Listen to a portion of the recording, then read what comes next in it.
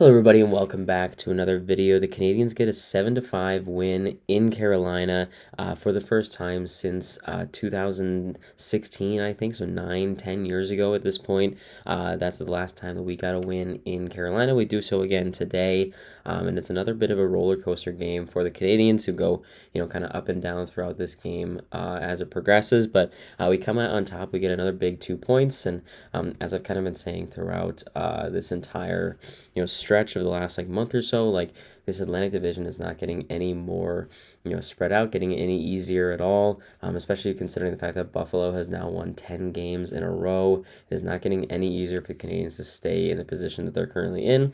So every point counts. The Canadiens are hosting a 7-game point streak of their own right now, so pretty impressive for them as well. A couple of overtime losses keeping that thing going, but again, points are points, and we definitely need them right now because, as I said, Buffalo is creeping in. The Florida Panthers are only going to get better because Matthew Tkachuk is on his way back, and who knows, we might even see Barkov joining that team closer to playoff time. I doubt it, but you never know. But either way, they're definitely pushing back towards the playoffs compared to where they started the season. And it really does not look like Detroit or Tampa Bay are going to slow down anytime soon. The Leafs, currently sitting at the bottom of the Atlantic standings, I believe, but they're a team that can definitely make a push in this back half of the season, just as well as we did last year. Post Four Nations. This time it'll be post Olympic break. Anybody can come in and steal a spot from anybody else. So we need to definitely be vigilant in making sure that we're getting all the points we can, and we do a good job in this one. Starting off really nice, 2 goals in a little less than a minute there. Nick Suzuki starting it off with a bullet of a one-timer from Texier, who gets his first point as a member of that top line for the Canadiens ever since he got put up there. And I like that. I like the lineup there. I feel like Texier is a dynamic enough player that he can make that lineup work for him a little bit better than I felt like he was when he was on the third line with guys that didn't quite match the skill level. And I'm not necessarily saying that Texier is above and beyond in terms of skill, but I think his skills definitely complement Suzuki and Caulfield well. At least they have so far. We'll have to see how that progresses as that season progresses and as they continue to match up with each other more and more. But he finds Suzuki with a nice pass there, and he rips this one right in and out. It almost looked like it didn't go in, but Suzuki knew that goal was in, and it's his 14th of the season there. Texier gets his fifth assist of the season, and Sammy Blake gets his 4th assist of the season. So a really nice play there. Good to get on the board early. It was a little over 3 minutes into the game, so it's a good momentum starter. And then obviously that generated momentum because Oliver Kapanen follows that up with his 12th goal of the season. Ivan Demidov doing most of the work to make that goal happen. Really nice moves from him. Slavkovsky, he's been really good off of the rush as of late.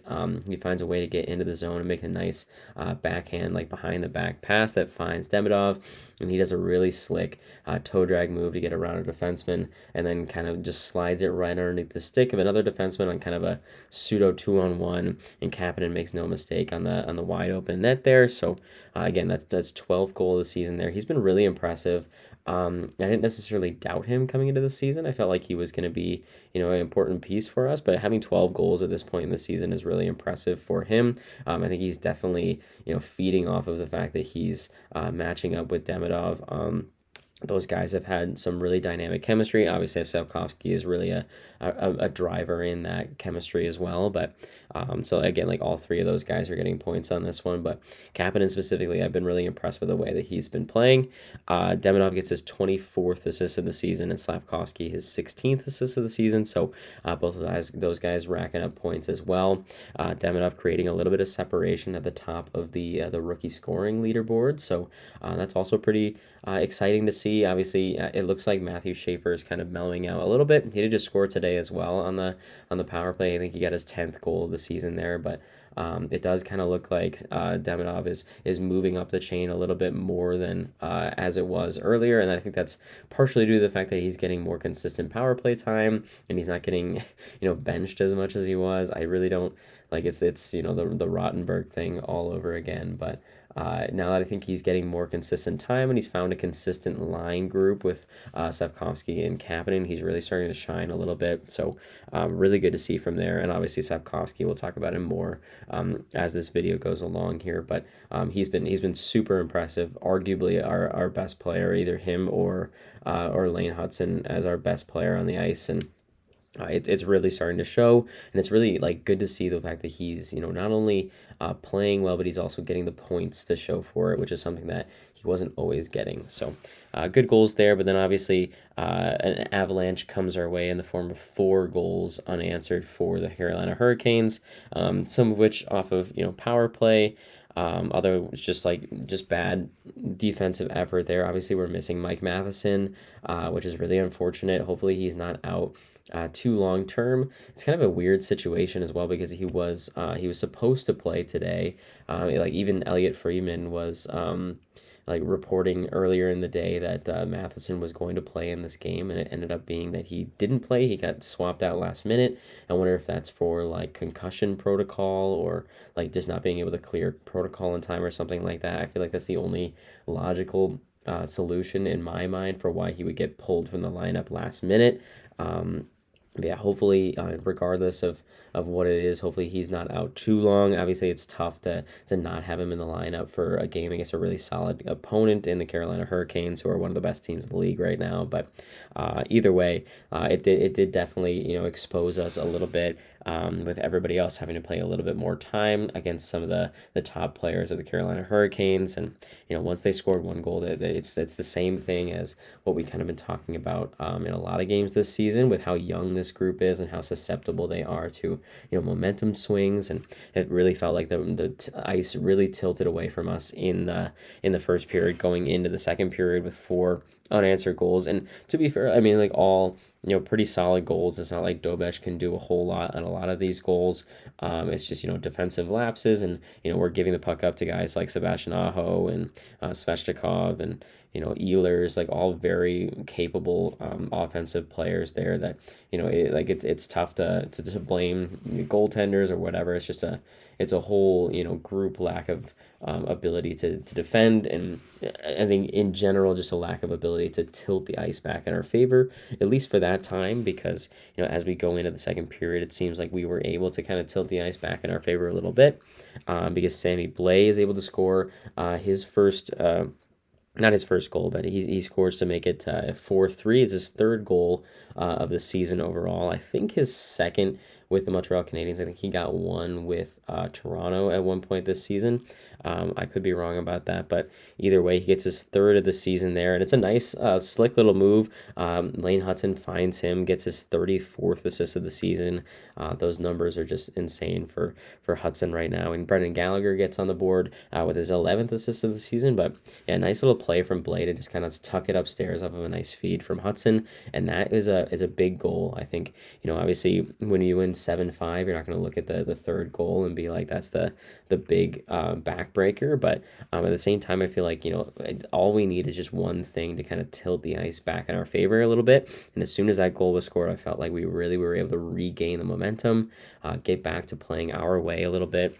And Cole Caulfield is able to generate off of that ice tilt. He gets another pass from Texier. Texier gets another point in this one, his 6th assist of the season, and Cole Caulfield scores his 20th goal of the season, reaching that plateau for I don't even know, the 5th or 6th. I'm pretty sure he's gotten it every full season he's been in the NHL, getting that 20 goal mark. But even still, it's good to see him producing. I think at a pretty rapid rate compared to where he's been in previous years. So good to see that there. But he gets a nice feed from Texier and puts home the 1-timer on a 2-on-1 there, and that ties the game up. And all of a sudden, it's a new game. Obviously, we can't let our guard down at that point because it's a solid team, and they were able to score 4 unanswered against us at one point. So we got to keep going, and obviously we did. We kept harnessing that momentum because Josh Anderson scores like 30 seconds later off of a nice giveaway. They just gave the puck up right into the middle of the ice, and Josh Anderson was taking full advantage of that. He just grabbed it in the slot and just put it right back on net and scored. So he did leave the game after that second period, I think, with some sort of hip-related thing or whatever. But either way, obviously, hopefully he's okay because of the amount of injuries we've had this year. We don't need anybody else going down right now, but a big goal to take the lead going into the second intermission there. And obviously, it's a really lucky break from us that a team like Carolina is giving up a hot and fresh pizza into the middle of the slot that we're able to take advantage of. But credit to Josh Anderson for being in the right place at the right time and taking advantage of that. And I think that really just gave us the momentum we needed to finish this game out. Whereas, if we were at 4-4 going into the intermission, it might have been a very different game. But yeah, we were able to take advantage of that, so that was pretty good. And then Slavkovsky has a really nice play coming into the third period there. He's kind of able to just take the whole team on his back there, goes all the way 200 feet from our defensive zone all the way to the offensive zone, and kind of like Reinhardt's goal that was scored against us in that Panthers game the other day. He's able to go kind of like from basically the goal line there after a full 200-foot rush and find a way to put it in past the goaltender there, and just those are one of those plays. I feel like we've been seeing that more and more often from Safkovsky of like, this is why we drafted this guy first overall, right?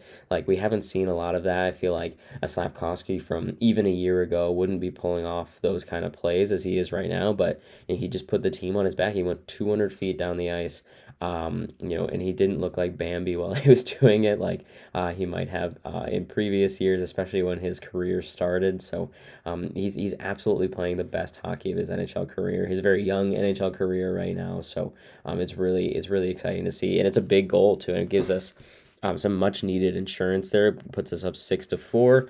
It's his 14th goal of the season. Jaden Struble gets his 6th assist of the season, and Ivan Demidov gets a cheeky secondary assist for his 25th assist of the season. So good to see them getting some points as well. And we definitely needed that insurance because Sebastian Aho scores another one to make it 6-5. But then Lane Hudson seals the deal at the end of the game. An unassisted goal, his 6th of the season, where he shoots, I'm pretty sure from behind our own goal line, and just sauces it 200 feet into the opposing empty net to seal it off and score our 7th goal of the game. I'm pretty sure it's the only time this season that we've actually scored more than 6 goals in a game. So especially considering the fact that we were playing against a really hot goaltender for the Hurricanes, and the Hurricanes in general, who are a top team in the NHL right now.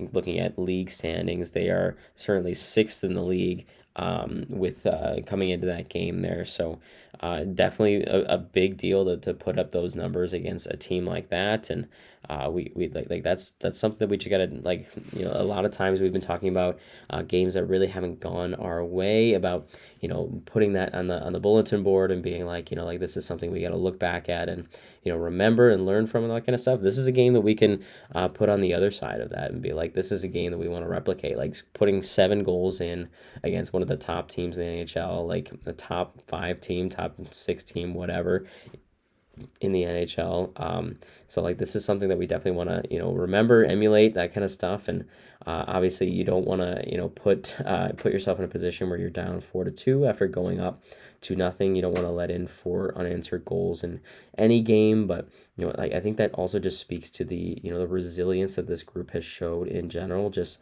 time and time again, we go back, even throughout the last 3 or 4 games or whatever, the Tampa game, we were down 4-1 and found a way to go to overtime in that one. And when the other game against Florida, our previous one, we were down 2-0 late into the third period, come back and win 3-2 in overtime. And this one, we're down 4-2 in the second period, and then we find a way to win 7-5. This team just has no quit whatsoever. And I think there's definitely some defensive lapses and things that could be going a little bit better for this team to really be dominant in this league. But there's the one thing that we do have is that resiliency and this teamwork, and this ability to just continue to fight day in and day out. And I feel like that's kind of one of those X factors that like that's going to take us far, regardless of if our team is healthy or if our team is defensively sound or whatever. Even though we would like all of those things to be true as well, but. Regardless, that it's a great game, another great win for the team that it obviously needs every point that they can get to keep themselves in the position that they are. And I don't see why we slow down now. Of course, obviously we're hoping to get some guys back from injury, Matheson specifically, and as we continue along the season, getting some of our other guys back from long-term injuries. I think Kirby Doc and Caden Gooley, two guys I can think of who should be coming on the other side of their rehab cycles pretty soon. I'm pretty sure both of them have been skating for the past couple of weeks coming into the new year. So hopefully they're coming back as soon as possible. I think Kirby Doc, I feel like we should see sooner rather than later. We'll have to see what happens with Caden Gooley. Obviously, he had a surgery, so he's still just trying to make sure that everything is set in stone before he comes back. You don't really want to don't want to risk re-injury and all that kind of stuff. So we'll have to see what happens there. But that's pretty much all I got for this one. It was a great game. We're looking forward to the next one here against the St. Louis Blues. So that should be another a good test. They kind of embarrassed us a little bit at home in our last game. They beat us, I think, 4-2. So hopefully we can keep this point streak alive for another game, get some much needed points, because obviously we look at the standings for the wild card. As I mentioned, there's a lot of teams in solid positions here. We're currently sitting in third in the Atlantic with 50 points in 40 games played. Tampa Bay just 1 point above us. That pesky overtime win they got against us being the difference maker there. And then Detroit with 2 additional games played. They've played 42 games, but they have 52 points. So those guys are definitely not too far ahead of us. Only 1 or 2 points ahead of us there, but I don't see them slowing down anytime soon, as I talked about earlier. And then looking behind us a little bit, Buffalo obviously on the back of a 10-game winning streak, which is super impressive for them. In 39 games, they have 46 points, so only 4 points behind us at the moment. And then Florida, as I mentioned before, they're only going to get better with guys coming back from injury, and they've got 45 points in 39 games. So every point matters, obviously. So that's pretty much all I have for you guys on this one. So hopefully we get those 2 points against the Blues on Saturday, and we continue to climb up these Atlantic Division standings.